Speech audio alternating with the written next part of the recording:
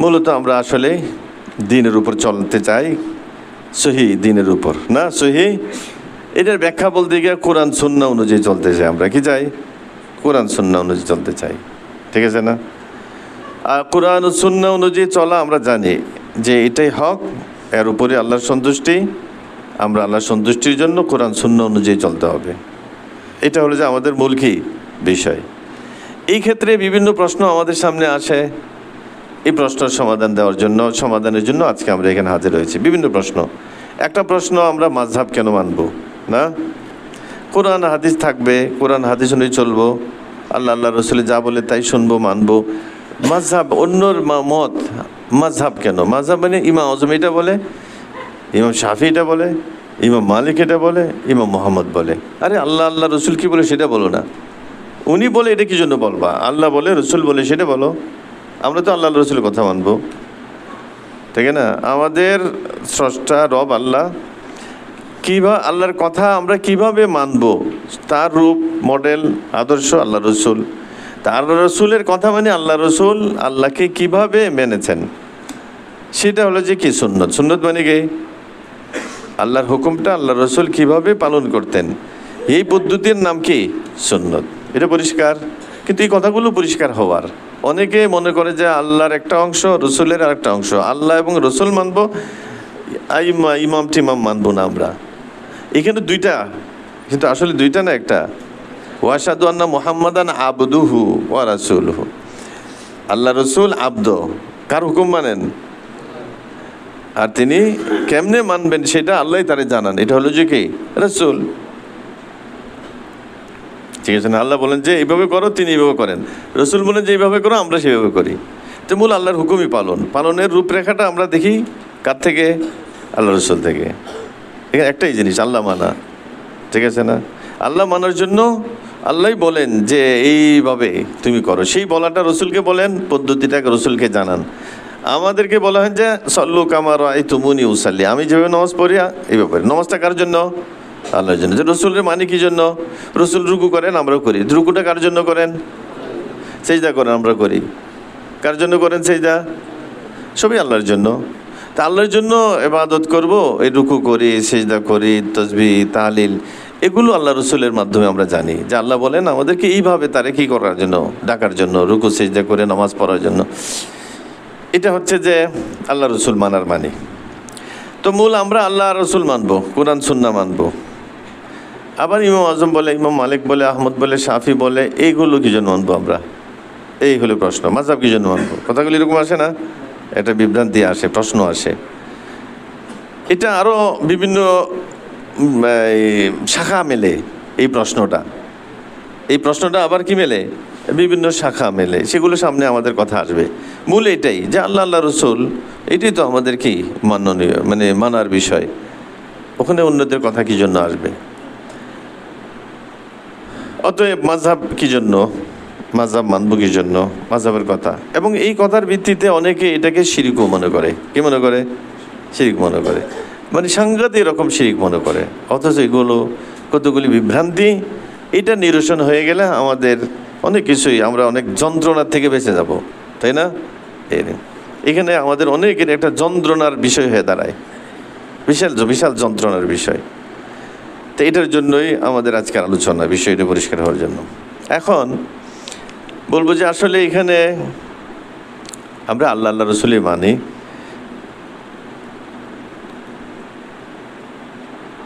ইমাম মানার প্রশ্ন যেটা আসছে, ইমাম কেন মানবো, মাযহাব কেন মানবো?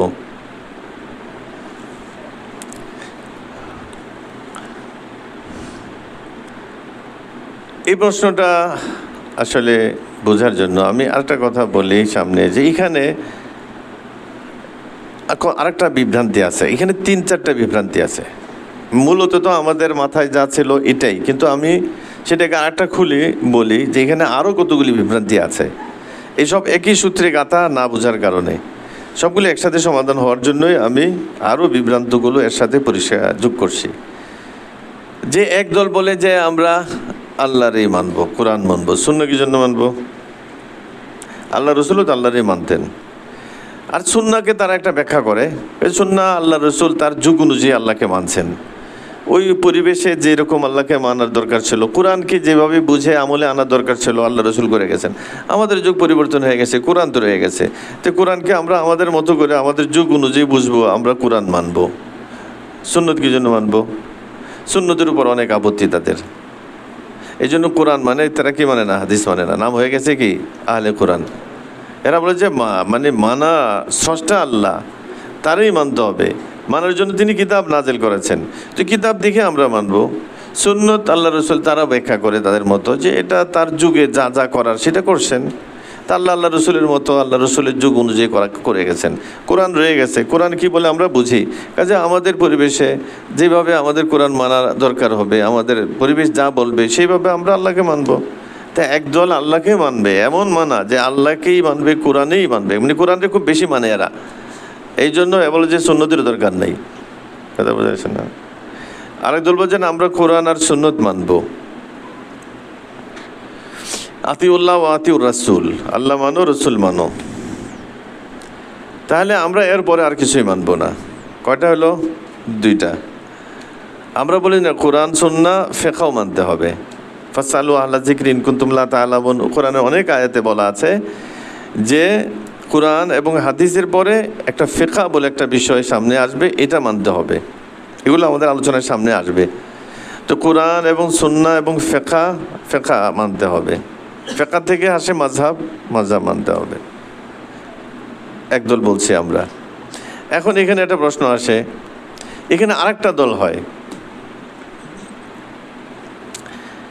মাযহাব মানার ক্ষেত্রে আরেকটা বিভ্রান্তি। এটা উলামাদের জন্য এই কথা, এটার বিভ্রান্তি। বলে যে মাযহাব মানবো, মাযহাবের পরে মাযহাবে ইমামরা যা বলে গেছে তাই মানবো, এখানে আর কারো কথা মানবো না, আর কারো কোনো বোঝার দরকার নাই, কারো কোনো ব্যাখ্যা। মাযহাবের পরে আবার তোমার আমার ব্যাখ্যার কি দরকার? আমরা মাযহাব মানি, তো কোরআন মানবো, হাদিস মানবো, তারপরে মাযহাব মানবো, ইমামদের কথা মানবো। এরপরে যারা তাদের কারো কথা মানবো না, তারা কোনো ব্যাখ্যা দিলে এটা শুনবো না। অর্থাৎ এখানে একটা কথা বলা হয় যে মাযহাবের ব্যাখ্যা আছে, মাযহাবকে বুঝে পরিষ্কার করে সেটা মানার একটা বিষয় আছে। এখানে কিছু মানুষ থাকে, তারা বলে যে মাযহাবের কথার ব্যাখ্যা এই, তারা একটা ব্যাখ্যা দেয়, ঠিক আছে না? তো এটা ব্যাখ্যাটা অনেক সময় তার হয়, একজন ব্যক্তির ব্যাখ্যা হয়। সাধারণ অনেকে আছে, এরা বলে যে তোমার ব্যাখ্যা মানবো কি জন্য, তোমার কথা মানবো কি জন্য। অর্থাৎ তার একটা কথা হয়, বলতে গেলে মাযহাবের ব্যাখ্যায় একজনের একটা কথা আসে সামনে, একটা বিশ্লেষণ আসে, সে বলে যে তোমার কথা মানবো না, আমরা ইমামের কথা মানবো। যারা মাযহাব মানে এরা বলে যে মাযহাবের পরে যারা আইম্মাদের পরে যারা আসবে এদের কথা মানবো না, আমরা ইমামের কথা মানবো।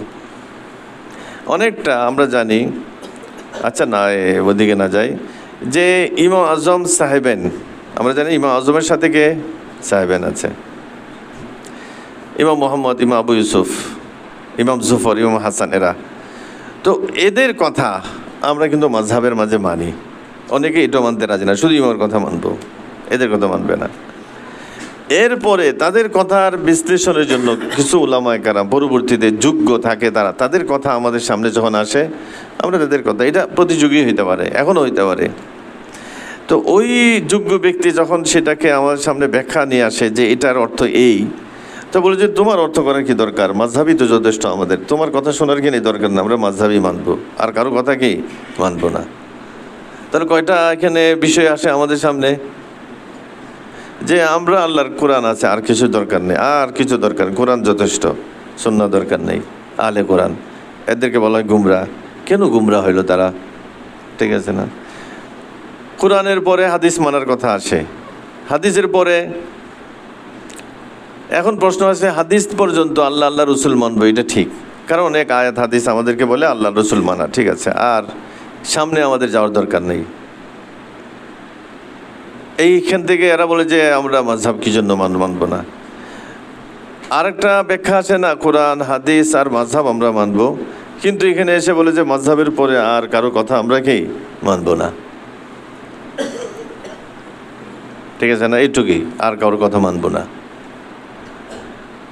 এই যে এটা আমাদের মাঝে আছে, এই কথাগুলি পরিষ্কার হওয়া দরকার আমাদের। কারণ এইখানে যদিও আমাদের মূল বিষয় হলো যে কোরআন সুন্নাহ পরে মাযহাব কি জন্য মানতে হবে, আইম্মা কি জন্য মানতে হবে, তাকলিদ কেন করতে হবে, এটা কি শরীয়ত সমর্থন করে কিনা, কোরআন সুন্নাহর আলোকে এটা বৈধ কিনা, এই বিষয়টা আমাদের সমাধান করার বিষয়। কিন্তু এখানে এই কথাটা পরিষ্কার হওয়ার জন্য আশপাশে আর কিছু কথা আছে, এটা আমি পেশ করলাম যে এই ধরনের কথা আরও আছে, ঠিক আছে না? এই এর উপরেও আছে, এর নিচেও আছে। মাযহাবের উপরের কথা কি, কয়ে মাযহাব মানবো না, কোরআন সুন্নাহও মানবো না, শুধু কোরআন মানবো, ঠিক আছে না? আমরা বলি যে মাযহাব মানতে হবে, একদল বলছেন মাযহাব না সুন্নাহ মানবো, আরেকদল বলছেন সুন্নাহই মানবো না, আমরা শুধু কোরআন মানবো। তাহলে তাকে আমি কোরআনের পরে হাদিস কি জন্য কিভাবে মানাবো? আর যারা মাযহাব মানে তাদেরকে হাদিসের পরে মাযহাব কিভাবে মানাবো?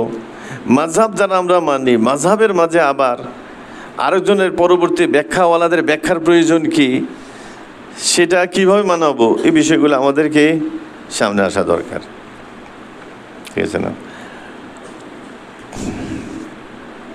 মূলত এখানে বিষয়টা হচ্ছে যে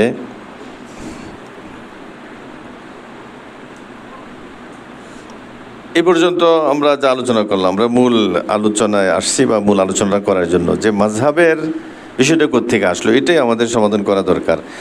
আগের বিষয়গুলো আগে বা পরের বিষয়, আগের বিষয়গুলো মোটামুটি আমাদের মানা, কোরআন হাদিস মানবো, এতে কারো আপত্তি নেই। মাযহাব কেন মানবো, এটা আপত্তি। মাযহাবের পরে আবার অনেকের ব্যাখ্যা মানতে হয়, বিশ্লেষণ মানতে হয়, এটা অনেকের জানা নাই, এটা আমি নিজে যোগ করলাম, ঠিক আছে না?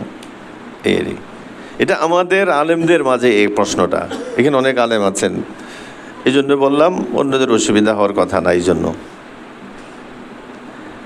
কেউ যদি কোনো একটা ব্যাখ্যা দিতে চায় আমাদের এই চতুর্থ প্রশ্নে, যে ভাই মাযহাবের এই কথাটা এই ব্যাখ্যায় আছে, এটার মানে এটা না এটা, তুমি কি বুঝবা, ইমামের চেয়ে বেশি বুঝবে তুমি, এই কথা বলবে সে। এখন যদি এই যুগে কেউ বলে যে মাযহাবের এই কথাটার মানা এটা, ইমামদের এই বক্তব্যের অর্থ এটা, সে বলে তুমি কি ইমামের চেয়ে বেশি বুঝো, এই ধরনের একটা কথা বলা হয়। ফলে কারো ব্যাখ্যা এখন গ্রহণ করা, মাযহাব মান্যওয়ালারা কোনো ব্যক্তির কোনো একটা ব্যাখ্যা, গুরুত্বপূর্ণ সূক্ষ্ম ব্যাখ্যা মানার জন্য তৈরি না, কারণ আমরা মাযহাব মানে শেষ, ইমামের কথা শেষ, ইমামের কথার পিছনে আবার কথা কিসের, এই হলো যে কি একটা মানসিকতা।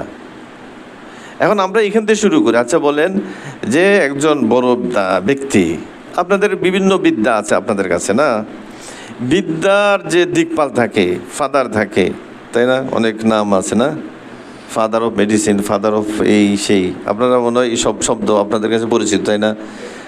এখন তার কথা ব্যাখ্যা একজনে করলো, সাধারণ একটা ধারণা নিয়ে চলছে, একজনে এসে বললো যে না এটা এই ব্যাখ্যা না, এই ব্যাখ্যা এটা ভুল, এই ব্যাখ্যাটা সঠিক, এবং সে প্রমাণ দিল। এখন শুনবেন কি শুনবেন না আপনারা বলেন তো দেখি? সে ব্যাখ্যা, সে একটা দাবি করলো যে তোমরা যে ব্যাখ্যাটা গ্রহণ করছো এটা ভুল, ওনার কথা, ওনার এই ব্যাখ্যাটা কি ভুল, এই কথাটার ব্যাখ্যা এইটা সঠিক। একটা কথার অনেক ব্যাখ্যা থাকে কি থাকে না? থাকে। তা এখন আপনারা বলেন দেখি যে একজন ব্যক্তি যদি কোনো একটা ব্যাখ্যা পেশ করে, ঠিক আছে না, তাহলে এই ব্যাখ্যাটা আমরা শোনা মানে কি ওকে অমান্য করা, না তাকে সঠিকভাবে মানার জন্য ব্যাখ্যাটা সামনে নিয়ে আসে, সামনে আনা এবং সেটা দেখা, এটা সঠিক হলে গ্রহণ করা, গ্রহণ করলে তাকে সঠিক মানা হবে, কোনটা হবে? কথা আমি বুঝতে পারলাম কিনা? হ্যাঁ, যে কোনো বিদ্যার মাঝে কোনো একটা বিষয় যদি কঠিন হয়, সেটা একজন একটা ব্যাখ্যা করলো, সেটা আরেকজন বললো যে এটা ঠিক না, এটা ঠিক, এটা ভুল, এটা ঠিক। হ্যাঁ, তাহলে আমরা এটাকে শুনবো না কি কথা বলবো যে তুমি বেশি বুঝো না, সেই ফাদার বেশি বুঝে, কি বলবো? শুনবো, কারণ ফাদারের উল্টা আমি বলছি না তো, ফাদার অর্থাৎ যে বড়, যে তার বক্তব্যটার আমি সঠিক ব্যাখ্যা করছি, তার বক্তব্যকে অস্বীকার করা হচ্ছে না। হ্যাঁ, এই বক্তব্যর ব্যাখ্যা করছে তার অধীনস্থ, তার পরবর্তী কোনো ব্যক্তি, কোনো একটা গোষ্ঠী ভুল, সেটা একজনে বলছে যে না এটা ব্যাখ্যা না, এটা ব্যাখ্যা, অর্থ এটা, উদ্দেশ্য এটা, এবং সে প্রমাণ দিচ্ছে। যারা বুদ্ধিমান জ্ঞানী তারা দেখছে যে এটাই ঠিক, ওইটা ভুল, তাদের কাছে ভুলটা প্রকাশ হয়ে গেছে, তো তারা এটা গ্রহণ করা মানে কি ওকে না মানা না ওকে সঠিকভাবে মানা? বলেন, ওটা তো সঠিকভাবে মানা হলো, এতদিন ভুলভাবে মানা হচ্ছে, আর সে এসে বললো যে না তারই মানো কিন্তু সঠিকভাবে মানো। এবং সঠিক ভুল এটা কিভাবে হবে? প্রমাণের আলোকে হবে। প্রমাণ তো জ্ঞানেরটা জ্ঞানীরাই বুঝে কিনা? আরেকজন হয়তো নাও বুঝতে পারে, ওই বিদ্যার যারা জ্ঞানী আছে, বিদ্বান, তারাই তো বুঝবে। যদি প্রমাণে পরিষ্কার হয় যে তার ব্যাখ্যাটা সঠিক, প্রচলিত অর্থ বা ব্যাখ্যাটা কি ভুল, তাহলে সেটা ছেড়ে দিয়ে যদি সঠিকটা গ্রহণ করা মানে ওই ব্যক্তিকে মানা, সঠিকভাবে মানা। আর না জানা মানে, সেটা গ্রহণ না করা মানে তাকে মানার নামে ভুল মানা, মানে তারটা না মানে তার ভুল ব্যাখ্যা অন্য অর্থ করে আমি মানলাম, আসলে তারে মানা হচ্ছে না। না, এটা তারে মানা হবে? তার কথাকে ভুল ব্যাখ্যা করে আমি মানলাম, দেখতে মনে হচ্ছে যে তাকে মানছে, আসলে তাকে মানি না। এটা তো তার কথা না, তার কথার উদ্দেশ্য এটা না, তাহলে তার থেকে আমি সরে গেলাম, তাই না? এই জন্য আমাদের যে মাযহাবের আইম্মাদের কথা আছে, এগুলো নিয়ে অনেক সময় ব্যাখ্যা হয়, ব্যাখ্যা বিশ্লেষণ করতে হয়, যে সূক্ষ্ম পর্যায়ে এগুলি হয়। আপনারা যেহেতু শিক্ষিত মানুষ, বুঝতে অসুবিধা হওয়ার কথা না। তো এখানে আমাদের মাযহাবের ভিতরে, এটা আলেমদের জন্য বেশি, মাযহাবের কথাগুলোকে আবার ব্যাখ্যা বিশ্লেষণের প্রয়োজন হয় অনেক সময়। হয়তো একজন একটা ব্যাখ্যা করছে, সেটা একটা সন্দেহমূলক ভুল হইতে পারে, তা আরেকজনে কি করবে, সেটা দেখা গেল যে সঠিক ব্যাখ্যা সামনে আনবে বা আনে। তো এখানে যে গভীর আলোচনা, এই আলোচনা করাটা তাকে না মানা না, তাকে সঠিকভাবে কি মানা। আলোচনা গভীরে না যাওয়া মানে তাকে সঠিকভাবে না মানা, ভুল মানা। ভুল মানা মানে তাকে না মানা, সেটা না। ভুল মানা মানে কি তাকে না মানা। যেরকম আমি বললাম যে চা নিয়ে আসো, সে একটু দূরে ছিল, সে ভাবছে যে চাচাকে ডেকে নিয়ে আসো, এখন সে গিয়ে চাচাটাকে নিয়ে আসছে। সে এখন বলেন তো, সে আমার কথা মানলো কি মানলো না? আমার কথা পূরণ হইলো কি হইলো না? কি হইলো? ঠিক হইলো? আমি কি বলছি তাকে চা আনার জন্য, সে নিয়ে আসে কাকে? চাচাকে। সে বলেছে আপনি যা বলছেন তাই করছি। আমি বলেছি না, আমি যা বলছি তাই করো নাই, আমার উল্টা কাজ করছো, আমি যা বলেছি তা করো নাই তুমি। কথা এরকম কিনা? তো সঠিকভাবে যদি আমরা তার সঠিক অর্থ না বুঝি, না মানি, আমার মন মতো একটা জিনিসকে আমি বুঝি, আসলে এটা তার মানা হয় না, এটা কি হয়ে যায়, অন্যদিকে চলে গেলাম, তাকে অমান্য করা হলো। ঠিক আছে না? তো এই জন্য ব্যাখ্যা সঠিক সামনে আনা, চেষ্টা করা, ব্যাখ্যা সঠিক করে সেটাকে গ্রহণ করা, এটাই সঠিক মানা। এই ব্যাখ্যা করার অধিকার কিন্তু কি সবসময় থাকে। ঠিক আছে না? এই একটা প্রয়োজনীয়তা, অধিকার না বলে প্রয়োজনীয়তা থাকে। তো ফলে আমাদের মাঝে মাযহাব যারা মানে, তাদের মাঝে কি এত বেশি অনেকটা এরকম হয়ে যায় যে অমুক কিতাবে আছে এরকম, এটাই ঠিক, অমুক বলছে এটাই ঠিক, তুমি কি বেশি বুঝো? অথচ এটা একটা ব্যাখ্যা, সেই ব্যাখ্যাটা একটা মানে কি অনুসারীদের ব্যাখ্যা, সেটা ভুল হওয়ার সম্ভাবনা আছে, আরেকজন সেটা প্রমাণ করতেই পারে। তো এটা যে গ্রহণ শোনার দরকার, আমরা কেউ যে না ইমাম যা বলে তাই মানবো, এই ধরনের একটা কথা আসার কারণে অনেক সময় হয় কি, এই যে মাযহাব মানি বলে যে একটা দাবি, এই জায়গায় কি হয়ে যায়, অনেক সময় ভুল হয়ে যায়। তো এই জন্য মাযহাবটা কি মানতে হবে? সঠিকভাবে, মানে বুঝে মানতে হবে। মূল কথা কি, ইমামদের কথাগুলো বুঝে মানা, সহি ব্যাখ্যা সহিভাবে বুঝে মানা, এটা হলো সঠিক মানা। ঠিক আছে না? আমি অঙ্ক করবো, স্যারের কথা শুনবো কি জন্য? স্যারের কথা শুনতে হবে তোমার অঙ্কটা ঠিক হওয়ার জন্য, না হয়তো তুমি অঙ্ক ভুল করবা। স্যারের কথা, অঙ্ক তো অঙ্ক নির্ভুল, তো স্যারের কথা আমার শোনার দরকার নেই। তো অঙ্ক নির্ভুল থাকবে, কিন্তু স্যারের কথা না শুনে তুমি অঙ্ক ভুল করে তোমার অঙ্ক কী হয়ে যাবে? ভুল হয়ে যাবে। তোমার অঙ্ক যদি ঠিক হইতে হয় তাহলে স্যারের কথা শুনতে হবে। এবং সঠিকটা এরকম একটা জিনিস যে এটাকে সবার কাছে এটা গ্রহণযোগ্য, সবাই জানে, যারা জ্ঞানী তারা হিসাব করে দেখবে তোমার অঙ্ক ঠিক আছে, তো ঠিক আছে, এটা ভুল হবে না। আর ভুল হইলে এটা তুমি আর পারবা না, কেউই পারবে না, ভুলই হয়ে যাবে। জ্ঞানের বিষয়গুলো অঙ্কের মতোই এটা নির্ভুলই হইতে হয়। তো বোঝার উদ্দেশ্য হলো যে কি সঠিকভাবে মানা, কি মানা? একটা পয়েন্ট আমরা জানলাম এখানে, এটা যদিও এমন একটা আলোচনা যেটা সাধারণ হয় না এবং আলেমদের জন্যই বিশেষভাবে এটা প্রযোজ্য। আপনাদেরকেও বললাম যে এখানে একটা বিষয় আছে যে ইমামরা যে কথাগুলি বলে গেছেন, কোরআন হাদিসের ব্যাখ্যা দিয়ে গেছেন, ব্যাখ্যাটাকে আবার বোঝার জন্য, সেটার জন্য আরও চিন্তা, গবেষণা, জ্ঞান দরকার হয়। এখানে মানুষ হিসাবে কারো কখনো কি হয়, ভুল হয়ে যায় ব্যাখ্যায়। অন্য একজন এসে বলে যে না তোমার এটা ভুল, এই ব্যাখ্যাটা সঠিক, তাহলে সেটা গ্রহণ করা চাই। কারণ এটা হলো যে সঠিকটা মানার জন্যই কি এই চিন্তা ফিকির এবং এই মেহনত, গবেষণা, হ্যাঁ, সঠিকভাবে মানার জন্য, নিজের মত প্রকাশের জন্য না, এটা কার মত প্রকাশের জন্য না, নিজের মত না, ইমামদের এই মতটাকে সঠিকভাবে বোঝার জন্য, প্রয়োগের জন্য, আমলের জন্য দরকার হয় বক্তব্য, ব্যাখ্যা, বিশ্লেষণ। অঙ্ক যেটা যেরকম আছে সেটাই বোঝার জন্য স্যারের ব্যাখ্যা দরকার হয়। অনেক ব্যাখ্যা করে আপনারা বোঝান না, বা আপনাদের স্যার আপনাদেরকে বোঝাইতেন না, হ্যাঁ, অনেকভাবে চেষ্টা করতেন, কিন্তু কি অঙ্ক তো অঙ্কই, সেটাই স্যার বোঝানোর জন্য, শিক্ষক বোঝানোর জন্য আপনারা কি করেন, চেষ্টা করেন। এখানে আমাদের বোঝার চেষ্টা করতে হয়, বুঝে যখন নাকি আমরা সেটা গ্রহণ করব তো এটা সঠিক হবে, আর না আমরা ভুল করব। ঠিক তাই হোক, মাযহাবটা কি, মাযহাবের বিষয়টা কোত্থেকে আসলো, এইটাও শরীয়তকে মানা। ইমাম মানা মানে আসলে মূলত এখানে শরীয়ত মানা। কি মানা? শরীয়ত মানা, মূল কথা এটা, শরীয়ত মানার জন্য, বুঝে মানার জন্য। তখন প্রশ্ন আসবে যে ইখতিলাফ কী জন্য, অতগুলি মাযহাব কী জন্য, এই কথাগুলো আসবে, এগুলো আমাদের সমাধানে করতে হবে। তো মাযহাব মানার যে বিষয়টা, সেটাও মাযহাবের আইম্মারা কি করে গেছেন, এই কোরআন সুন্নার ব্যাখ্যা করে গেছেন ইমামগণ। তো সুন্নাকে সহিভাবে মানার জন্যই কিন্তু কি ইমামদের বক্তব্য আমাদের সামনে রাখতে হয়। ইমামদের মাধ্যমে তাদের বক্তব্যকে সামনে রেখে সুন্নাকে বুঝতে হয়। তাই সুন্না মানার জন্যই কি এই মাযহাব। সুন্না কি জন্য? কোরআনকে মানার জন্য, কোরআনকে বোঝার জন্যই কি প্রয়োজন, সুন্নার প্রয়োজন। তা আল্লাহর কথাটা আমি সঠিকভাবে বোঝার জন্য, বুঝে সঠিকভাবে পালনের জন্য রসুলের সুন্নার দরকার, হাদিসের প্রয়োজন। তা আল্লাহর কথা সঠিকভাবে বুঝে সঠিকভাবে প্রয়োগ করার জন্য, আমলে আনার জন্য রসুলের হাদিস, সুন্নার প্রয়োজন।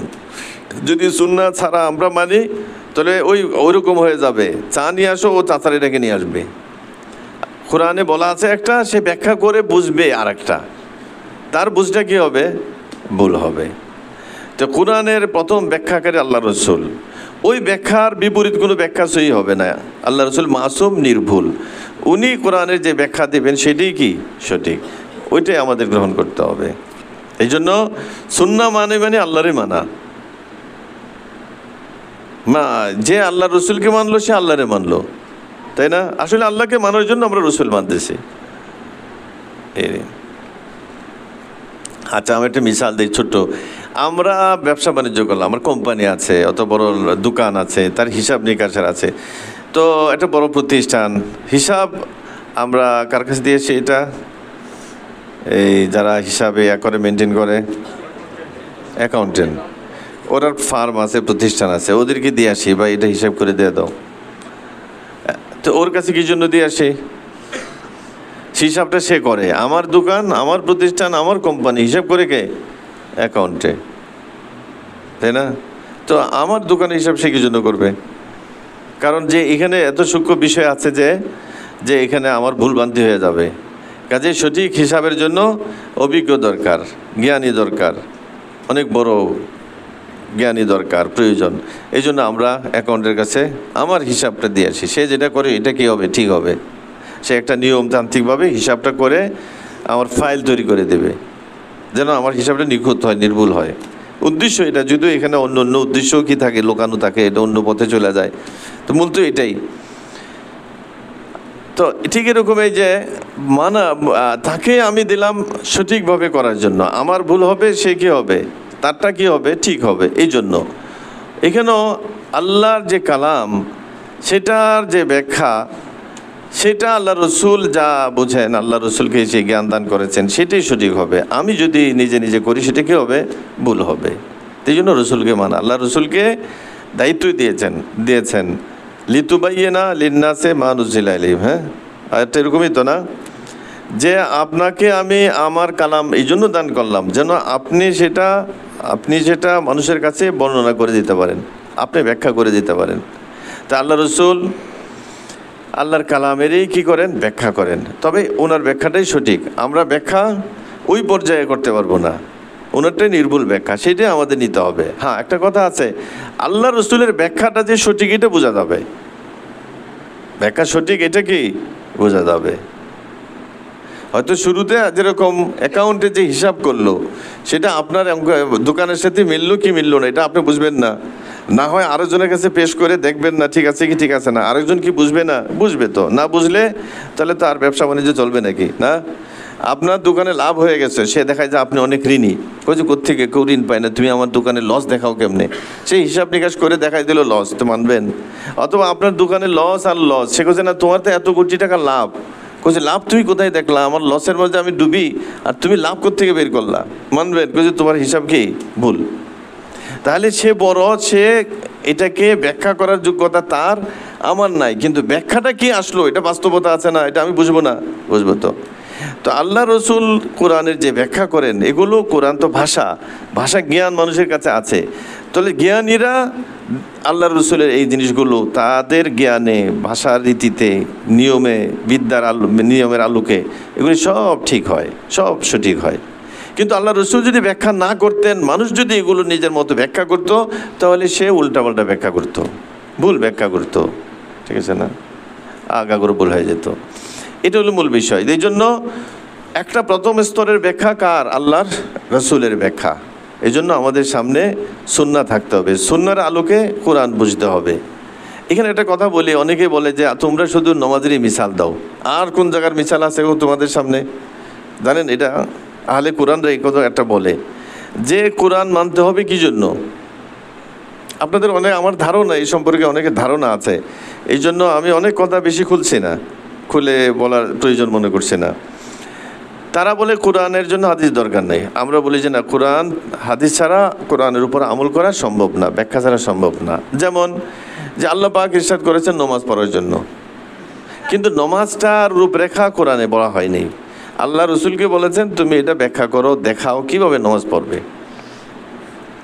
তাহলে নামাজ আমরা যে পড়ি, এটা আল্লাহ রসুলকে দেখে আমরা পড়ি, ঠিক আছে না? যদি আল্লাহ রসুলের সুন্নাহ আমরা না রাখি, তা নামাজ কীভাবে পড়বো? আকিমুস সালাত, নামাজ পড়ো। তা নামাজটা কীরকম হবে, রূপরেখাটা কী হবে? আমরা কিয়াম করি, রুকু করি, সেজদা করি, এগুলি সব হাদিস, এগুলি কোরআনের মাঝে নাই। এইভাবে পরিপূর্ণ গঠন যেটা নামাজের, পরিপূর্ণ গঠনটা কোথায় নেই? কোরআনে নেই। কোরআনে আছে কুমু লিল্লাহি কানিতুন ওয়ারকাউ মার রাকিন, তোমরা দাঁড়াও, তোমরা রুকু করনেওয়ালা আছে রুকু করো, সেজদা করো, বাকি আরও সব মিশে রুকু, কিয়াম, কওমা, রুকু, সেজদা, কাদা, তাশাহুদ, সালাম ইত্যাদি সহ পরিপূর্ণ যে একটা রূপ, এটা কিন্তু কোরআনের মাঝে কি নাই। কিন্তু আল্লাহ বলছেন যে আমি তোমাকে নামাজ দিলাম, নামাজ কেমনে পড়বা, উম্মত কিভাবে নামাজ পড়বে, আমি জিবরিল প্রেরণ করব, সে পড়বে, তাকে দেখবা, দেখে তুমি নামাজ পড়বা, তোমাকে থেকে উম্মতে নামাজ পড়বে। তা নামাজ কোরআনের নির্দেশ, নামাজ পড়ো। আল্লাহ কেমনে পড়বো? রসুলকে দেখো। রসুল বলে আমি কেমনে পড়বো? আল্লাহ আমি জিবরিল প্রেরণ করছি, জিবরিলকে বলে দিচ্ছি কিভাবে নামাজ পড়তে হবে, তোমাকে দেখাবে। হযরত জিবরিল আসলেন, তারপরে নামাজ পড়লেন, রসুল দেখলেন, রসুলকে দেখে আমরা নামাজ পড়ি।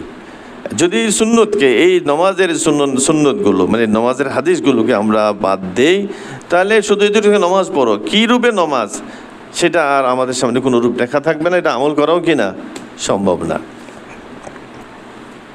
এই তো এখন মনে করেন তারা বলে যে নামাজ বুঝলাম, নামাজ ছাড়া আর বিধান নেই, আর মিসাল দিতে পারো না, আর কোনো তোমার কাছে আর কোনো উদাহরণ আছে? একটাই উদাহরণ, এটা জানেন আপনারা? তারা এটা কিন্তু বলে যে শুধু একটা উদাহরণই তোমরা দাও, আর কোনো উদাহরণ নাই। কোরআন বোঝার জন্য রসুলের সুন্নত লাগবে, এটার উদাহরণ শুধু একটা নামাজ, আর কি আছে বলো তো দেখি? আসলে এরা বোকা। আমরা উদাহরণ দিতে অধিক আলেম ওলামা যেহেতু নামাজ দিয়ে দেয়, এরা ভাবছে যে আর কোনো কি নেই, উদাহরণ আমাদের কাছে কি নাই, সবই তো এরকম। তো রোজা কীভাবে রাখবে? হ্যাঁ, রোজার কথা আছে, কুতিবা আলাইকুমুস সিয়াম, রোজা কখন থেকে শুরু হবে, কী রূপে শুরু হবে, রোজার যে পরিপূর্ণ রূপরেখা এটাও কিন্তু কোরআনের মাঝে নাই। হজের পরিপূর্ণ রূপরেখা এটাও কোরআনে নাই। দুইটা গেল। আচ্ছা, এরপরে বিয়ে শাদী করো, জেনা বর্জন করো, নিকার মাধ্যমে তোমার চাহিদা পূরণ করো, সন্তান গ্রহণ করো, এইভাবে নির্দেশগুলো যে আছে। তো এই বিয়ের রূপরেখাটা, সেখানে কার কি হক, কার উপর কি হক, বিয়েটা কিভাবে হবে, আকদ কিভাবে হবে, সেখানে মোহর হবে কি হবে না, ইত্যাদি ইত্যাদি যে বিষয় বিস্তারিত কিছু কিছু খণ্ড খণ্ড কোরআনের মাঝে আছে, কিন্তু পরিপূর্ণ একটা রূপরেখা পূর্ণ একটা ছবি, বিয়ের মূর্তির মতো একটা ছবি, মাথা থেকে পা পর্যন্ত পরিপূর্ণ রূপরেখা, এটা কোরআন থেকে আমরা বের করতে পারবো না, কেউ পারবে না। সেটা আল্লাহ রসুলের লাগবে, ঠিক আছে না? আল্লাহ কোরআনে বলছেন যে ইনসাফ করবা, ইনসাফের সাথে বিচার করবা। মানে ইনসাফ তো প্রত্যেকেরই ভিন্ন, ঠিক আছে না? আমি আমার মতো করবো, শেষের আপনি আপনার মতো করবেন। ইনসাফ কি রূপরেখা হবে? হ্যাঁ, ন্যায় বিচার, এটার রূপরেখা কি, এটা আল্লাহ রসুল লাগবে। আচ্ছা, একটা ঘটনা বলি এই ক্ষেত্রে, যে আমাদের ভারতে ভারত বিভক্তির আগে একজন বড় উকিল, ব্যারিস্টার ছিল। সে অনেক বড়, কিন্তু সে পড়াশোনা করছে ওই যুগে বিলাত বলতো, অর্থাৎ লন্ডনে।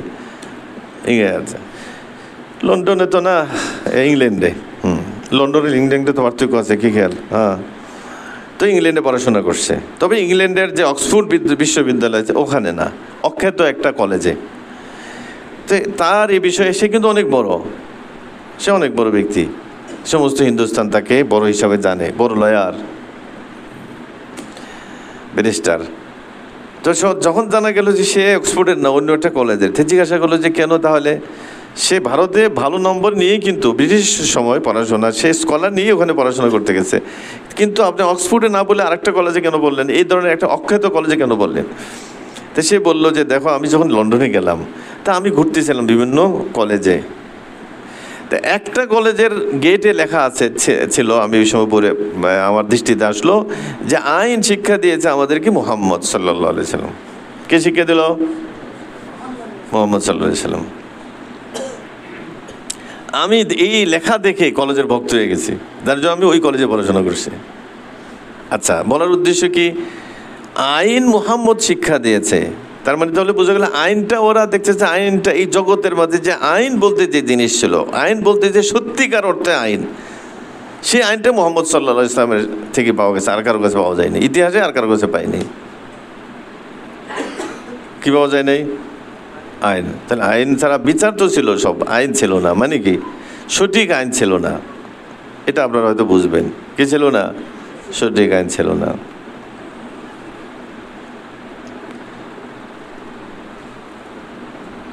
কি ছিল তাহলে? এটা একটা কথা।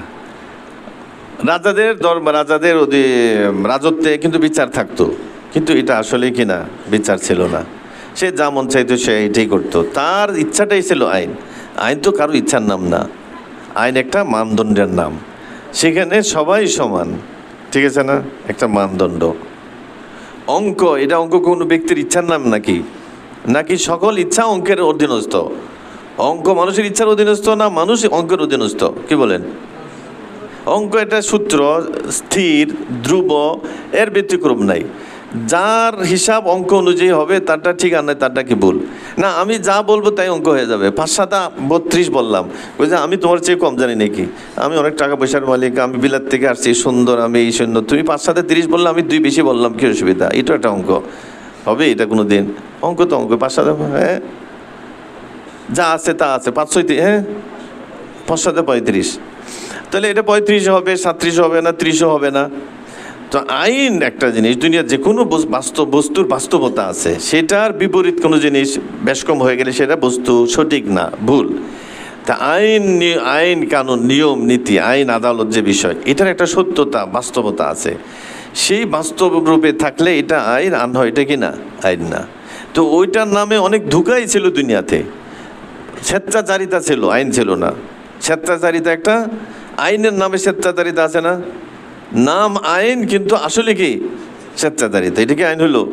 তা আইন যে সঠিক একটা আইন, বাস্তবে একটা আইন বলতে একটা জিনিস থাকবে পৃথিবীতে, দেশে দেশে মানুষ তার অধীনে চলবে এবং সবাই সে আইনের সমান আর শান্তি পাবে, মানে অরাজকতা দূর হবে।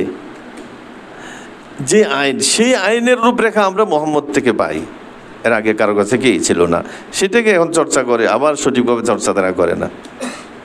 তাহলে এখানে বলার উদ্দেশ্য, আল্লাহ পাক বলে কোরআনে কারীম ইরশাদ করছেন যে ইন্নাল্লাহ ইয়ামুরু বিল আদলি ওয়াল ইহসান, আদল ও ইহসান।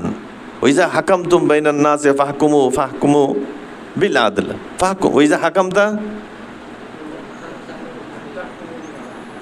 আন তাহকুমু বিল আদল। তোমরা বিচার যখন করবে ন্যায় বিচার করবে। তো ন্যায় বিচারের রূপরেখা তো থাকতে হবে, যেটা ছিল না দুনিয়াতে মোহাম্মদ সাল্লাল্লাহু আলাইহি ওয়াসাল্লাম। এটা একটা উদাহরণ দিলাম, ব্যাখ্যায় যাবো না, এটা আমার মূল বিষয় না, এটা আরেক সব, এগুলো কিন্তু আমাদের আলোচনায় আসতেই পারে সামনে, এগুলোর ব্যাখ্যা। তাহলে আইনের জন্য যে আমি কেন, এই আমার যারা কোরআনের দাবিদার বলে যে আমরা কোরআন মানব, সেই তো বুঝে না বিষয় এটা, যে আইনেই তো আইনের রূপেই আমরা, আইনের যে গঠন এটা আমরা পাবো না আল্লাহ রসুল ছাড়া। সে আল্লাহ রসুলকে বাদ দিয়ে কোরআন থেকে সে কীভাবে আইন বুঝবে, কোনোদিন সম্ভব না। এই জন্য অমুসলিম বুঝে, আরে মুসলমান দাবিদার, আসলে মুসলমান দাবিদার, সে বলে যে আমার হাদিস লাগবে না, কোরআন থেকে আমি সব কিছু পাবো। এই জন্য শুধু নমাজের উদাহরণ না, নমাজ বলি, রোজা বলি, হজ বলি, জাকাত বলি, বিয়ে বলি, আইন আদালত বলি, সবগুলিরই কে মডেল বা রূপরেখা আল্লাহ রসুল এবং তার হাদিস সুন্নাহ। এখান থেকে আমাদের কি এটা বুঝে আসবে। আল্লাহ রসুলকে বাদ দিয়ে আমরা কোরআন বুঝতে পারবো না, আমরা ছোট, আল্লাহ রসুলের বড়। ঠিক আছে, ইংরেজি ভাষা আমরা কেউ জানি না, একটা উদাহরণ দেই।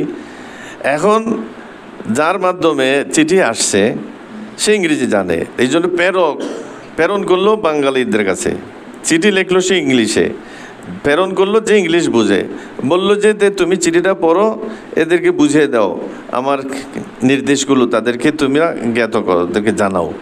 এখন চিঠি আসার পরে বলছে তোমার দরকার নেই, আমরা স্যারের মানবো, আমাদের বস মানবো, তোমার বোঝানোর কিনে দরকার নেই, আমরাই বুঝি। চিঠি নিয়ে সবাই বসে ব্যাখ্যা শুরু করলো, ঠিক অবস্থা বলেন তো দেখি।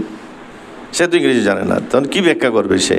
তার মন মতো যেটাই ব্যাখ্যা করা সেটা করে। তো এই জন্য ওরে তো মানতেই হবে, সেই তো আমাকে ব্যাখ্যা করে বলতে হবে, তারপরে মর্ম বুঝবো, তারপরে আমল করতে পারবো। তো আল্লাহর কালামের ব্যাখ্যা বিশ্লেষণগুলো অনেক সূক্ষ্ম, বড় স্তরের। তো এই জন্য সেটার ব্যাখ্যা আল্লাহ রসুলই উপযুক্ত, তাকেই দায়িত্ব দেওয়া আছে এবং তিনি দায়িত্বপ্রাপ্ত, কাজে ওনাকেই আমাদের কি করতে হবে, মানতে হবে। এক তো মূল কথা, কোরআনে যে রসুল মানতে হবে, এটা কোরআনেরই কথা, কোরআনের কথা যে রসুল মানতে হবে। কোথায় মানবে? সকল ক্ষেত্রে মানবে, যত ক্ষেত্র আছে সকল ক্ষেত্রে। তো কোরআনের প্রথম ব্যাখ্যা আল্লাহ রসুল, কে? আল্লাহর রসুল। দ্বিতীয়, হাদিসের পরে, কোরআন ও হাদিসের পরে আরও কিছু ব্যাখ্যা বিশ্লেষণের বিষয় আছে আমাদের সামনে। কি বিষয় আছে? ব্যাখ্যা বিশ্লেষণ আছে। সেগুলো যারা যোগ্য, বিজ্ঞ, বড়, তাদের কাজ, তাদেরকে বলি মুজতাহিদ। মুজতাহিদের ইজতিহাদের বিষয়, ইজতিহাদ করে আমাদের কি করতে হয়, এটা বুঝে নিতে হয়, তাদের মাধ্যমে বুঝতে হয়। মুজতাহিদ বুঝে, মুজতাহিদের মাধ্যমে আমরা বুঝি, এটা আরেকটা স্তর, এটা একটা সূক্ষ্ম, এই কথাটা বোঝা দরকার। এখানেই অনেকের বিভ্রান্তি। তাহলে দুইটা বিভ্রান্তি, একটা হলো যে কোরআনের পরে হাদিস লাগবে না, এই কথা, এটা আমাদের আলোচ্য বিষয় না, এই জন্য দিকে আর লম্বা করবো না, করছে না। যে এইটা আমাদের পরিষ্কার, অনেকেরই এই বিষয়টা আমাদের কাছে কি পরিষ্কার, যে না, হাদিসের মাধ্যমে কোরআন বুঝতে হবে, হাদিসের মাধ্যমে কি কোরআন বুঝতে হবে। আল্লাহরে মানা, সেটা রসুলকে দেখে আমাদের মানতে হবে। লাকাদ কানা লাকুম ফি রাসূলিল্লাহি উসওয়াতুন হাসানা। তা আল্লাহ রসুলকে দেখে আমাদের কোরআন বুঝতে হবে, মানতে হবে, এটা পরিষ্কার আমাদের। এখন আল্লাহ রসুলের পরে আরেকটা স্তর, সেটা হলো যে আইমাদেরকে সামনে রেখে আমাদের শরীয়ত অনুযায়ী চলতে হবে। কোরআন সুন্নাহটা আইমাদের ইয়াতে মানতে হবে, তাদের ব্যাখ্যা বিশ্লেষণ সামনে রেখে কোরআনের আইমাদের কথা, কোরআন সুন্নাহর ব্যাখ্যা আইমাদের মাধ্যমে মানতে হবে। এটার কি ব্যাখ্যা, এই পয়েন্টটা আমাদের কাছে পরিষ্কার হওয়া দরকার আছে, তাই না?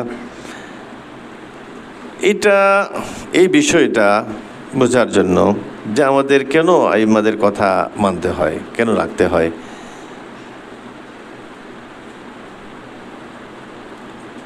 এই কথা বোঝার জন্য আমাদের একটা নস, অর্থাৎ কোরআন ও হাদিসে এই সম্পর্কে কী আছে সেটা, এবং সেটার ব্যাখ্যা কী সেটা। কয়টা বিষয় আমাদের সামনে?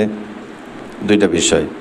মানে এখানে একটা আইম্মাদের কথা আসে, ইমামদের কথা আসে, সেই কথা, ইমামদের কথা মানতে হবে, এটা কোরআনে হাদিসে আছে, সেটা আমাদের বোঝা দরকার, এবং এটার ব্যাখ্যা আমাদের বোঝা দরকার। এক তো নস বলি বা রেফারেন্স বা আয়াত বা সরাসরি হাদিস, কোরআন ও হাদিসে আছে কি এরকম ইমাম মানার কথা আছে কি না, এটাই বলবো যে না আছে, সেটা আমাদের সামনে আসা এবং সেটার ব্যাখ্যা, সেটার কি ব্যাখ্যা।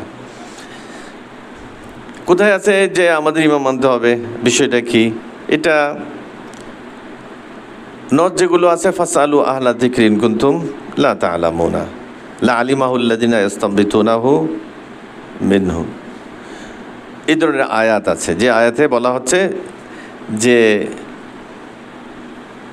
তোমরা যারা জানো না, তারা যারা জানে তাদের জিজ্ঞাসা করো। তো জিজ্ঞাসা করার উদ্দেশ্য কি?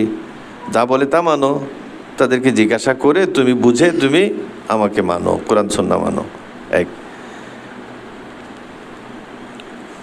আরেকটা হলো যে এর গভীরে কি আছে, আমার কথার গভীরের বিষয়গুলো যারা যোগ্যতা রাখে এরা বের করে আনতে পারবে, তাদের কথা তোমরা কি অনুসরণ করো। দুইটা কথা এখানে, কয়টা কথা? দুইটা কথা। সাধারণভাবে অনেকে আছে যে জ্ঞান রাখে না, আমরা সাধারণ জ্ঞানী। তাহলে এইসব কোরআন যেরকম আমরা এখন বলি যে আমরা কোরআন আমরা আরবি জানি না, তা আমরা আলেমদেরকে মানি, এটাও এক ধরনের কি মানা আরই। তবে এটাকে মাযহাব বলে না, তাকলিদ বলে না। বাকি এটা আমাদের স্বীকৃত যে সবাই সমান জানে না। তো যে জানে না সে অনুসরণ করবে কাকে? যে জানে তাকে। এটা তো পরিষ্কার। তো এটা সরল বিষয়, কোরআনেই আছে কিন্তু জানা নাই অনেকের। যে জানে না সে জিজ্ঞাসা করবে, যে জানে তাকে। এই জিনিসগুলো একটু সহজ হয়, একটু কঠিন হয়, সবই অন্তর্ভুক্ত এই কথার। যে জানে না সে যে জানে তাকে জিজ্ঞাসা করবে। আরেকটা হলো এখানে কথা হচ্ছে যে অনেক বিষয় আছে যে গভীরের বিষয়, সাধারণ জ্ঞানও সেটা জানা যাবে না। কিছু মানুষ আরও আছে যারা সাধারণের চেয়ে সূক্ষ্মদর্শী, তারাই সেটা জানে। তাহলে এটা আর একটু বিশেষ ব্যক্তিদের কথা আছে এই জায়গায়, না? অনেক সূক্ষ্ম কথা আছে যেটা সাধারণভাবেও কি বুঝে আসবে না, ঠিক আছে না? এটা সূক্ষ্ম, তো অনেক জ্ঞান লাগবে, গভীর জ্ঞান লাগবে। তো তাদেরকে বাদ দিয়ে আমরা যদি অর্থ করি তাহলে আমাদের অর্থটা কী হয়ে যাবে? ভুল হয়ে যাবে, ব্যাখ্যাটা কী হয়ে যাবে? ভুল হবে। কাজে আমাদের তাদের আশ্রয় নিতে হবে। কী নিতে হবে? আশ্রয় নিতে হবে। কথা বুঝেছে না? এটা মিসাল দেব, আপনার ধৈর্য হবে কি না? আমাদের একজন উস্তাদ ছিলেন হারুন সাহেব, তিনি বড় সাহিত্যিক ছিলেন, ভাষা ব্যাখ্যা বিশ্লেষণে অনন্য ছিলেন। আমরা ওনাদের কাছ থেকে ওনার কাছে অনেক কিছু শিখেছি। তো উনি বলতেন যে মানুষের বোঝার ভুল কেমনে হয় দেখো, একটা উদাহরণ দিতেন। বুঝ সহি, বুঝ ভুল, মানে ধারণা জ্ঞান সঠিক, জ্ঞান কি ভুল, এরকম। তো সাধারণভাবে একটা বুঝে আসে এটা ঠিক না, কিন্তু এখানে একটা গভীর তাৎপর্য থাকে, সেটা সবাই কি বুঝে না। একটা উদাহরণ, উর্দুতে কবিতা, বাংলা হলো যে সে কাউকে ভালোবাসতো, তা একদিন কিন্তু এখন সে কিন্তু আবার তারে ভালোবাসতো না। পুরুষ যে মহিলারে ভালোবাসে, মহিলাটা পুরুষে ভালোবাসে না। সে যে বলে আমি তোমাকে ভালোবাসি, এটাও শুনতে সে নারাজ, বিরক্ত, তার ভালোবাসার নামই শুনতে রাজি না, সে তারে ভালোবাসে না। কিন্তু সে এমন পাগল যে এরে ছাড়তে রাজি না, যাই করুক তার কথা সে বলতে পারে না। তার ফলে এই যে তার পিছনে বিভিন্ন সময় তার কথা বলতে চায় বা খোঁজ নিতে চায় বা সামনে পড়ে যায়, এই জন্য অনেক বিরক্ত। তো একদিন সে রাগ করে কিছু একটা বলল, এই খবর তার কাছে আসছে। আসার পরে সে বলছে, এইটার ব্যাখ্যাটা করলো যে আজকে খবর আসছে গরম, গরম খবর, কিন্তু আল্লাহর কি মেহেরবানি যে আমার ঘরে কি নাই, চাটাই নাই। কি বললো? যে গরম খবর আসছে কিন্তু আমার ঘরে কি নাই, চাটাই নাই। আল্লাহর মেহেরবানি, আলহামদুলিল্লাহ। এখন এর কি অর্থ? তা এখন একজন ব্যক্তি সাধারণ যারা না বুঝে এরা বলে এর অর্থ হচ্ছে খবরটা যেহেতু গরম বলল, তো গরম জিনিস ধরার জন্য তো চাটাই থাকে না, চাটাই যে আমাদের ডেক গরম হয়ে গেলে একটা তেনা দিয়ে ধরে, আর না হয় কমপক্ষে চাটাই থাকলে এটা ভেঙে এটা দিয়ে কি করে ধরে। তো যেহেতু বললো খবরটা গরমে, তো গরম জিনিস ধরার জন্য দরকার কি? চাটাই। তার ঘরে চাটাই নেই, এটা বুঝছে, এটা বলছে আর কি। কথা বুঝতেছেন না? তো কথা বলছে যে খবরটা গরম, ঘরের মাঝে কি নেই, চাটাই নেই। তো কি মানে, এটার কি অর্থ? বলো যে চাটাই দিয়ে তো গরম জিনিস ধরা হয়, ডেক পাতিল গরম হয়ে গেলে চাটাই দরকার হয়, ঘরের মাঝে চাটাই নেই, এটা বলছে যে এরিয়ান কেমনে ধরবে খবরটা, এইটা বলছে। তো কি হয়েছে, এটার মানিটা কি অর্থ বলো তো দেখি? আমার মানিটা কি, এটাই তো এটার অর্থ। বুঝেন তো, এটা কিছু হইলো কথাবার্তা? এটা কবিতা কি হয়েছে বলেন? কবিতাটা তো একটা মর্ম থাকবে, একটা অর্থ থাকবে। তো এর ভাবটা কি, সের মেসেজটা কি, এখানে পাওয়া গেল কি জিনিস? আচ্ছা বলেন তো, এটা গরম খবর, ঘরে চাটাই নেই, তো এটার মানে এটা কোনো কবিতা হইলো, কোনো ভাব প্রকাশ হইলো, মনের কোনো দুঃখ বা কোনো বেদনা বা কোনো সুখ বা কোনো আনন্দ খুশি প্রকাশ হইলো? কি প্রকাশ হয়েছে কথা দিয়ে? কিচ্ছুই তো হয়নি। এটা কবিতাই হইলো কি, সাহিত্যই হইলো কি, বাক্যই হইলো কি, এর ব্যাখ্যাই কি হইলো? কিচ্ছুই না। কিন্তু সে এতেই সন্তুষ্ট, আর এত কিসের ব্যাখ্যা, এটাই তো ব্যাখ্যা আর কি। তো এই বেচারা পাগল না, কি বলেন? তা হারুন সাহেব বলতেছে যে তাহলে এটা ব্যাখ্যা হয় না, এর তো কোনো অর্থই হইলো না, অর্থহীন একটা কথা, যার মাঝে না দুঃখ আছে, না সুখ আছে, না শান্তির কথা, না অশান্তির কথা, না ভালোবাসা, না বিরা, কিছুই তো এখানের মাঝে নেই। এটা ফালতু একটা কথাবার্তা, এর ব্যাখ্যা সে বুঝে নেয়। আসল ব্যাখ্যা কি জানো? সে বলতে চাচ্ছে যে গরম খবর কি। এখন তারে যদি জিজ্ঞাসা করা হয়, আচ্ছা ঠিক আছে, গরম যেন জন্য চাটাই দরকার নাই, এই জন্য তার দুঃখ হইলো, কিন্তু আলহামদুলিল্লাহ কি জন্য বললো সে? আলহামদুলিল্লাহ বলে নাই।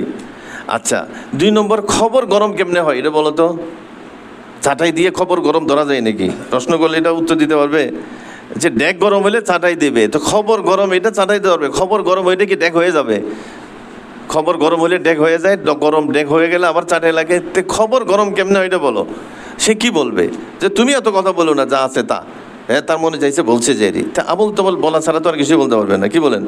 এই কারণ আসলে সে এটা বুঝে নাই, না বুঝে ব্যাখ্যা যা করছে এটা ভুল। তারা যদি প্রশ্ন করা হয়, এই প্রশ্নের উত্তর নাই তার কাছে, না সে আর উত্তর দিতে পারবে না, হয়তো রাগ করে ধমক দিয়ে সে এখানে রেখে দিবে, আর মনে করবে যে সে তার ব্যাখ্যাটা কি আছে ঠিক আছে, আসলে তার ব্যাখ্যা এটা বুদ্ধিমানের কাছে কিনা ঠিক না। হারুন সাহেব হুজুর বললেন যে আসল ব্যাখ্যা কি জানো? খবর গরম মানে কি এটা বুঝতে হবে। নরম খবর, গরম খবর, সুখের খবর, দুঃখের খবর, এটা আমরা তো বুঝি। অর্থাৎ সে এই কথা বললো যে আজকে তোরে আমি মেরেই ফেলবো, তুই আমার এত বিরক্ত করিস কেন। এইটা হলো যে তার কি গরম খবর, মানে সে গরম খবর মানে সে খুব রাগ হয়ে গেছে, গরম হয়ে গেছে। মানুষ গরম হয়ে গেলে তার কথাও কি হয়ে যায়? তো গরম কথা, কথা গরম হয় কেমনে বলেন? তার মেজাজ গরম, রাগ হয়ে গেছে, তারপরে সে গরম, এই জন্য তার কথাও কি গরম। এটাই পরিবেশা বলছে গরম খবর মানে সে তারে মারবে, কোনো বুঝেন না, তাকে মারবে। তো এটাকে বোঝাইছে যে খবর আই হ্যাঁ গরম, গরম খবর আসছে মানে আজকে আমারে মারবে, তো মারুক সে। কিন্তু আলহামদুলিল্লাহ, আল্লাহর শুকরিয়া আদায় করি যে আমার ঘরে কি নেই, চাটাই নেই। তো এটার কি ব্যাখ্যা? সে বলতে চায় এটা যে মারার পরে খুন করার পরে খুনের ইয়ারে ওই ব্যক্তিকে সে একটা কিছু দিয়ে ঘুরে, সাধারণত মানুষ চাটাই দিয়ে ঘুরে, জানেন কি না আপনারা? এই জন্য থানায় লাশ আনা নেওয়া দেখতে দেখবেন চাটাই দিয়ে পেঁচায়, বাঁশি তুলে, পরে পুলিশ একজনের পর 2জনের বলে নিয়ে যা, কাঁধে করে লাশ আনা নেওয়া করে, দেখেন না আপনারা? তাহলে মারা গেলে লাশ ঘুরে কি দিয়ে? চাটাই দিয়ে।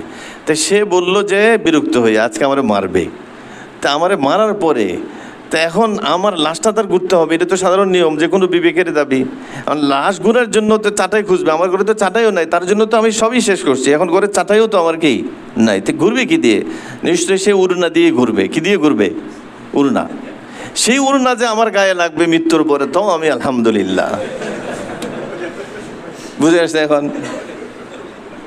তাতে কি শব্দ, কি জুমলা, কি বাক্য, কি অর্থ সে করলো, আর কি অর্থ এখানে কি হয়ে গেল? হ্যাঁ, তো সহি না বুঝলে ভুল ব্যাখ্যা মানুষ করে, একটা তার ইচ্ছা একটা কিছু বলবেই, সেইটা মানুষের অভ্যাস। বললো না যে এটা কি, বললো যে এটা গরু, তাহলে সে ছাগলও চেনে না, সে গরুও চেনে না, তারপরে সে কি উত্তর একটা কি দিয়েই দেবে, না দেওয়া উচিত কিন্তু দিবে। তো এই জন্য ব্যাখ্যা সহি হওয়া চাই, কি হইতে হবে? ব্যাখ্যা সহি হইতে হবে। ব্যাখ্যা যদি সহি না হয়, আমি আমার মতো ব্যাখ্যা করব, তারপরে সেটা মনে করব যে আসলে এটা অর্থ আমল করব, উল্টা হবে সব কিছু। এই জন্য কোরআন ও হাদিস এর ব্যাখ্যা কার মাধ্যমে নিতে হবে? আমাদের আইম্মাদের মাধ্যমে নিতে হবে। কার মাধ্যমে? আইম্মাদের মাধ্যমে। এখন এখানে একটা বিষয় বোঝার, যে আইম্মাদের মাধ্যমে আমরা যে ব্যাখ্যাটা পাই, কি পাই, আবার একতলাফ কেন, এক একজন এক একটা বলে কেন, এখানে প্রশ্ন আসবে না? হ্যাঁ, এখানে আমরা জানি একটা কথা খুব ভালো করে খেয়াল করার, যে সমস্ত বড় বড় আইম্মারা কোনো আয়াত হাদিসের, কোনো শরীয়তের বিধানের যে ব্যাখ্যা সম্মিলিতভাবে, এটার কি বলা হয়? এজমা বলা হয়। এটার বিপরীত করার কারো কি নেই, সুযোগ নাই। এই ব্যাখ্যার মাঝে বলা আছে আমাদের কিতাবে যে এজমার মাঝে কাকে গ্রহণ করা হবে, ঠিক আছে না, সে যোগ্য হইতে হবে। মুতাদ বিহি ফিল এজমা, এখানে অনেক মুফতি সাহেব আছেন, যা তার কথা এজমার মাঝে কিনা গ্রহণযোগ্য না, তাহলে এজমাটা হচ্ছে যে যোগ্যদের। কেমনে হবে? যোগ্য একজন একটা কথা কোরআন ও হাদিসের একটা ব্যাখ্যা করলো, এটা কিন্তু এজমা হয় কখন? সবাই মিলে ব্যাখ্যা একটা করে বসে, এরকম হয় না। এ ব্যাখ্যা করে, আরেকজনের একটা ব্যাখ্যা করে, আরেকজনের একটা ব্যাখ্যা করে, সবার ব্যাখ্যা দেখা যায় একই হয়ে যায়। তাহলে নিশ্চয়ই এটা কোরআন, আল্লাহ রসুলের কোরআন ও সুন্নাহর সঠিক ব্যাখ্যা, কারণ এই উম্মত গুমরা হইতে পারে না। আমরাও জানি সাধারণভাবে সব বড় বড় ডাক্তার একটা বলে, একজনে বলে যে আরেকটা, আবার তার জ্ঞানও নাই। তাহলে এটা ঠিক হবে না? সব বড় ডাক্তার যারা সম্মিলিতভাবে সিদ্ধান্ত, সেটা কি হবে? ঠিক হবে, কারণ এটা বড়। এটা একটা উদাহরণ। তো এজমার মাঝে এই যে তারা যে অর্থ যেটা করবে, এই অর্থটাই সঠিক হবে, ঠিক আছে না? ওই রকম উল্টা আর হবে না। এই যে খবর আই হে গরম উনকে আনে কি, মগর আলহামদুলিল্লাহ মেরে ঘর মে বুড়িয়া নিহি, এই উল্টা যে ব্যাখ্যা, এটা হওয়ার আর কি থাকে না, সম্ভাবনা থাকে না। সঠিক ব্যাখ্যা আমাদের সামনে কি আসবে। তো এই জন্য তাদের যদি আমরা বাদ দিয়ে দিই, তাহলে অনেক ক্ষেত্র আমরা মন মতো ব্যাখ্যা করব, যেগুলো এজমা উম্মত সঠিক যে ব্যাখ্যা, সেটা ছেড়ে আমরা ভুল ব্যাখ্যা চলে যাব। কোথায় চলে যাব? ভুল ব্যাখ্যা চলে যাব। এই জন্য আমরা তাদের মাধ্যমে কোরআন ও সুন্নাহর সঠিক ব্যাখ্যা পাই, এই জন্য তাদের কাছ থেকে আমরা গ্রহণ করতে হবে। এই জন্য সকল আইম্মাকে আমরা এক পর্যায়ে, এজমার ক্ষেত্রে সমস্ত আইম্মাদেরকে মানি, বড় যারা এদেরকে মানি। এটাকে বলা হয় এজমার ক্ষেত্র, না, এটা এজমার ক্ষেত্র। তো এজমা যোগ্যদের, বুঝওয়ালাদের, ঠিক আছে না? ফাসালু আহলা যিকরি ইন কুনতুম লা তাআলামুন। আমরা বুঝি কম, বুঝি না, তারা অনেক বেশি জ্ঞানী। জ্ঞানের জন্য জীবন উৎসর্গ করতেন। তারা আবার জ্ঞান অর্জন করছেন কিভাবে? এক একজন সাহাবীর কাছে জীবন দিয়ে। হজরতে সম্ভবত এক তাবি মাইমুন ইবনে মেহরান অথবা এই ধরনের, তিনি হজরতে মুআজ ইবনে জাবলকে ইয়ামনে পেয়েছেন। হ্যাঁ, উনি দাওয়াত দিতে গিয়েছেন ইয়ামনের মাঝে। ওনার কেরাত শুনে মুগ্ধ হয়ে পিছনে এসে নমাজে কাতারে শরিক হয়ে মুসলমান হয়ে ইয়ামন যতদিন ছিলেন ততদিন তার সাথে ছিলেন। ততদিন ইয়ামন থেকে তিনি শামে আসছেন, ওনার কাছে ছিলেন। তারপরে উনি মারা গেছেন, পরে খুঁজছেন যে আরেকজন বড় সাহাবি কে আছে, আমি যাব। শুনলেন হযরত আব্দুল্লাহ ইবনে মাসউদ, বড় সাহাবি, বড় জ্ঞানী, বড় আলেম, ওনার কাছে আসছেন। মৃত্যু পর্যন্ত ওনার কাছে ছিলেন, শরীয়ত বোঝার জন্য। তাদের কাছ থেকে কি বোঝার জন্য? দিন বোঝার জন্য, কোরআন সুন্নাহর ব্যাখ্যা বোঝার জন্য। এইভাবে তারা মেহনত করতেন। তো তাদের ব্যাখ্যাগুলোই আমাদের কাছে গ্রহণযোগ্য। এই জন্য তাদেরকে আমাদের কি করতে হবে? মানতে হবে, ঠিক আছে না? এই